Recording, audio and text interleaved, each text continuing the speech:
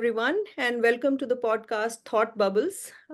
It gives me immense pleasure to present the second edition of our podcast. Today, we have with us an esteemed guest and scholar par excellence, Professor Anuradha Chenoy.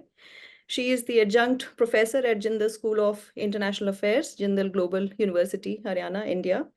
She has retired as professor and dean of the School of International Studies, Jawahar Lal Nehru University. She has actively engaged with Asia-Europe People's Forum and International Peace Bureau. Professor Chenoy has been an honorary consultant to many institutions, including the International Committee for Red Cross, UN Women, and many others. And she has written prolifically on many issues on armed conflict, human security, structures and institutions and processes in international relations and politics, including the BRICS. Today, we are honored to have her with us on the issue of great power politics. And in that context, the first question that we would like to ask is, what, according to you, is the relevance of the term great power politics? Do we have great powers today? Do we see any great powers at all? And if there are great powers, how they are supposed to behave? First of all, thank you, Rityusha, for having me. It's a great honor and privilege, and I love to engage with students and fellow academics. Yes, I believe we do have great powers. Of course, we have great powers. The system since the Second World War has been dominated by great powers. There are some superpowers, there are great powers. There's a hierarchy of powers in the international system. What's interesting, however, is, there is one major superpower, the United States, that wants to maintain this status. And there are other powers which are contesting this. China, everyone knows that it's a rise of another great power. Russia, which people, after the Soviet disintegration and the bipolar world kind of collapsed, and a unipolar system dominated by one great power did exist. But since then, especially since about 2008-9, Russia has also risen again. Of course, doesn't have all the characteristics of every great power. Maybe doesn't have the kind of soft power that the United States has, and nor does China. But Russia has a great military power. It is an economics power. It is a power with commodities. And I would argue, you were saying, what kind of a world is it now? The world has transited from a primarily what they called a bipolar world to one which was unipolar with one power, and now with multiple powers. However, I believe that there were always multiple powers, but much lower in the hierarchy of powers, and they collectively could do some collective actions. For example, the non-aligned movement itself, even though there was a bipolarity, I think to say it was just bipolar and ignore the other smaller powers is wrong, because they did assert, after all, decolonization did take place. But now this multipolarity is much stronger today than it ever was, because of a kind of a multi-nodal system. You can call it other powers or nodes, but you do have the United States and the European Union, the West. Sometimes they call it the collective West. China is a power in itself. Some people frame it as actually a bipolar system, which I do not, because Russia is also a power and it has agency. Of course, they engage deeply with China and India. India and the BRICS countries like Brazil, South Africa, they're also powers. They're not superpowers, but they're major powers. They have strategic autonomy. They can add their voice to the international system. So that's how I see, or I frame, the international system today as one being very multipolar and irreversibly so. So since in your assessment, the current situation is that of a multipolarity, which is here to stay, What do you think is the main contradictions that these great powers are facing, or rather the great contradictions that they present themselves? You see, the United States really believes that, that period when the Soviet Union collapsed and there was a unipolar kind of system, and they felt unchallenged. They could conduct wars as they wanted after the 9/11. They entered into Afghanistan, and then later they bombed Libya, and they intervened in Syria, and they got rid of Saddam Hussein in Iraq, and no one really challenged them. And they felt very comfortable in the international system as the primary power, and they want that kind of system to remain. So now, with the rise of China and the stabilization of Russia, and the fact that many powers like India, Brazil, South Africa do not really say yeah to everything the United States does and does challenge them, they are actually feeling very threatened and not very happy. So they want to maintain this hegemony. We can call it hegemony, we can call it unilateralism, you can call it primacy of the United States, their dominance in the international system, because they believe it's linked to their way of life, they call it, that democracy and liberal views and their kind of globalist vision must prevail. And they feel if China rises, it challenges their kind of lifestyle and their economy and their domination, and they do not want that. And the consequence is that in their national security documents since I was reading them since 2009 or so, there's a very strong trend which says that we need to assert this hegemony. It's an existential issue for us.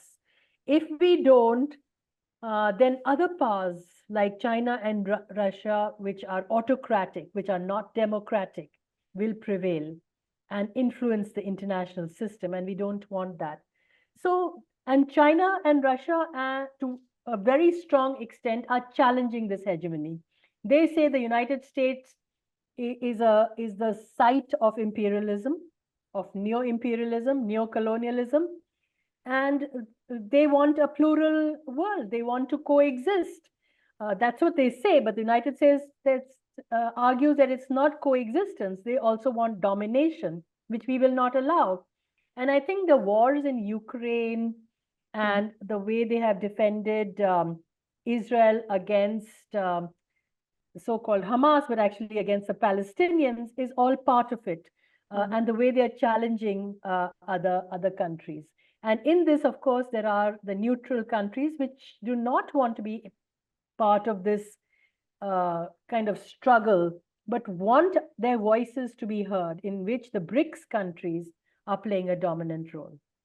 So you have brought in beautifully the whole context or the lens of great power politics when one wants to make any sense of this horrendous thing which is unfolding in, be it Palestine or the ongoing crisis between Ukraine and Russia.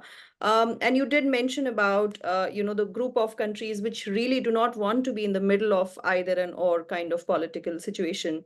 So how does the global South intervene in this great power politics? Is there a very definitive difference in the interventions by the rising powers, for instance, amongst the global South, vis-a-vis the great powers, the established great powers, or the ones which have been there in the past, and as you refer to them as the stable power, Russia, for instance? Is there a definitive difference in, how the global South is behaving or should behave? Well, look, the global South has, number one, never been hegemonic.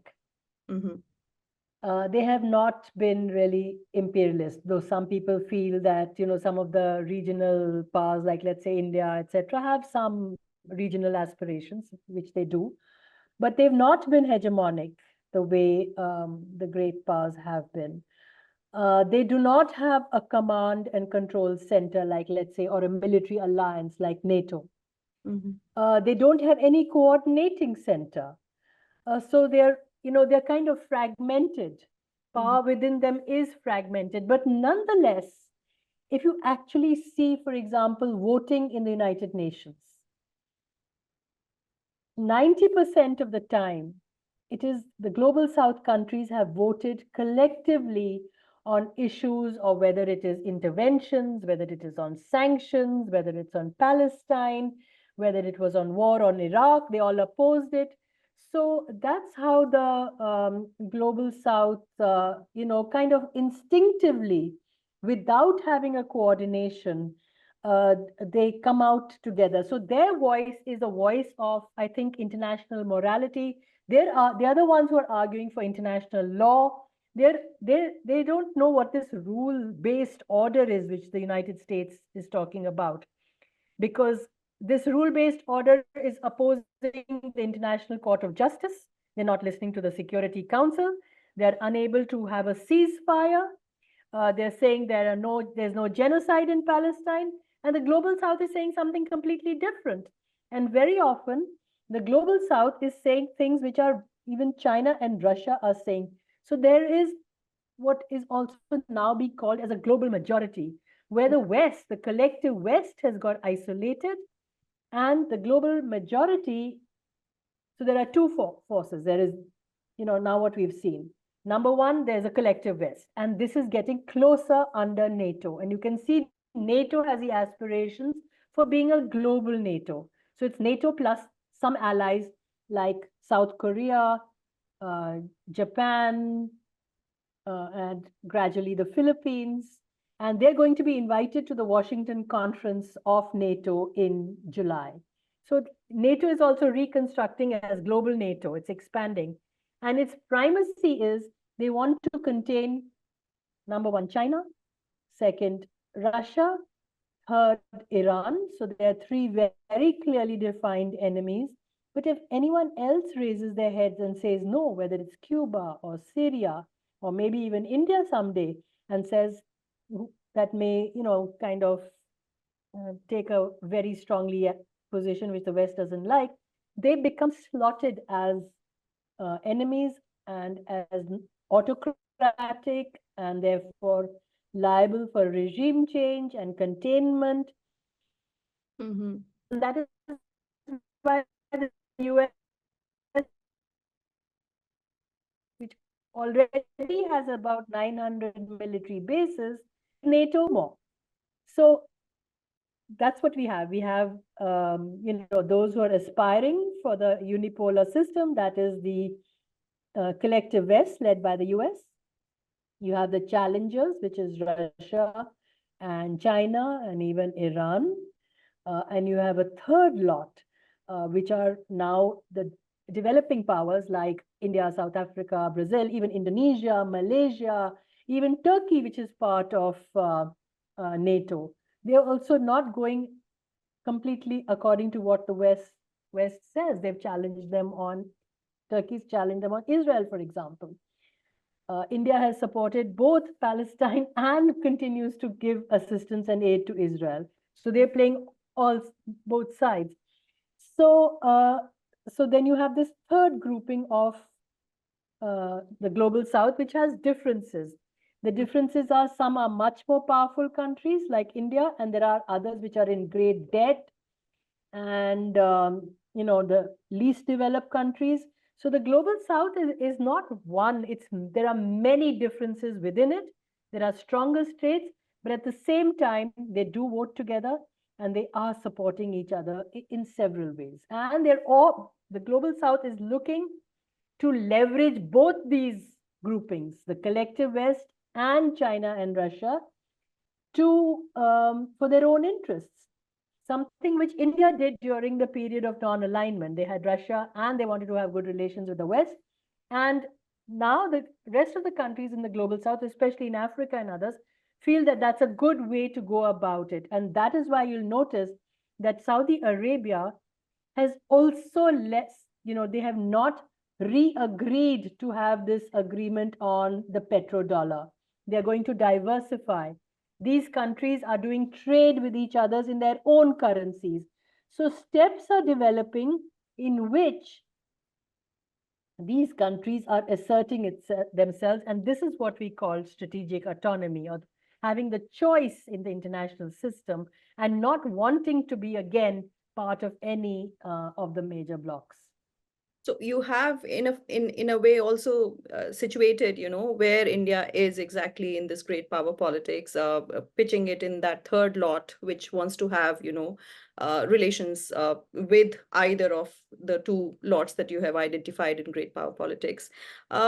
Your final thoughts on where India should be, where it is right now, where it should be moving in a normative sense of the term. Your final thoughts on that. Well, I'm greatly committed to non-alignment and neutrality. I think that's the best choice for the global south, for the developing countries. And I think India should give priority to its relationship with the global south. It has been to some extent, but it could be more. Like in 2012, they canceled the debts of several countries, the least developed countries. India has been extending development assistance to Africa.